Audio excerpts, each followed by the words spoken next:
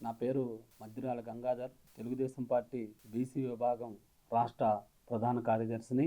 ఈరోజు పల్నాడు జిల్లాలో ప్రజల్ని భయభ్రాంతులు చేస్తున్నటువంటి వైసీపీ ప్రభుత్వానికి చెందినటువంటి నాయకులు అందరూ కూడా తెలుగుదేశం ప్రభుత్వం అధికారంలోకి వస్తుందనేటువంటి ఉద్దేశంతోనే ప్రజల్ని చిన్న భిన్నం చేసి దాడులు చేస్తున్నారు.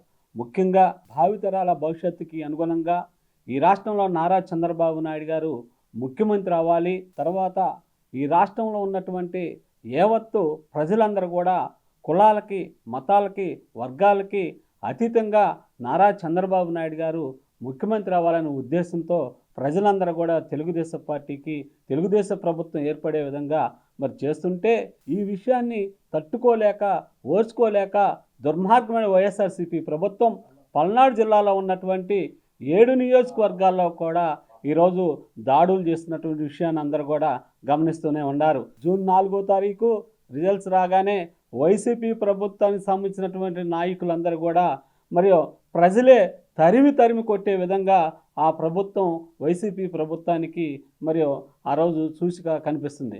కావున ముఖ్యంగా ఎక్కడా లేని విధంగా, ఏ రాష్ట్రంలో లేని విధంగా ఈ రాష్ట్రంలోనే నారా లోకేష్ గారు ఇప్పుడున్నటువంటి ఈ కాలానికి అనుగుణంగా నూతన టెక్నాలజీని ఉపయోగించి ప్రతి సామాజిక వర్గానికి కూడా నెలకి కనీసం 30,000 రూపాయలు ఆర్థిక వనరులను వినియోగించుకొని వారి యొక్క జీవనోపాధి మెరుగుపడాలనే లక్ష్యంతో పనిచేస్తుంటే ఈ వైసీపీ ప్రభుత్వం సంబంధించినటువంటి వారందరూ కూడా పల్నాడు జిల్లాలో ఉన్నటువంటి 7 నియోజకవర్గాల్లో ఉన్నటువంటి ఎస్సీ, ఎస్టీ, బీసీ, మైనార్టీ చిన్న సామాజిక వర్గాలపై కూడా చేస్తున్నటువంటి దాడులన్నీ కూడా గమనిస్తూనే ఉన్నాం.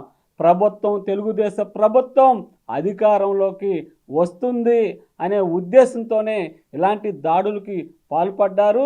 అయినప్పటికీ కూడా తెలుగుదేశం పార్టీకి సంబంధించినటువంటి కార్యకర్తలు కూడా ఎక్కడా వెనకడిగే ప్రసక్తి లేకుండా మరి ఉదయం నుంచి సాయంత్రం వరకు కూడా తెలుగుదేశం ప్రభుత్వం ఏర్పడే విధంగా ప్రతి ఒక్కరు కూడా పోలింగ్ జరిగే వరకు కూడా ఉన్నారంటే యావత్తు ప్రజలందరూ కూడా గమనిస్తూనే ఉన్నారు.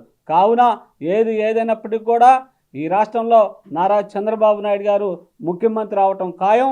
పల్నాడు జిల్లాలో ఉన్నటువంటి 7 నియోజకవర్గాల్లో కూడా తెలుగుదేశం పార్టీ జెండా రెపరెపలాడుతుందనే విధంగా కూడా తెలియజేస్తున్నాను.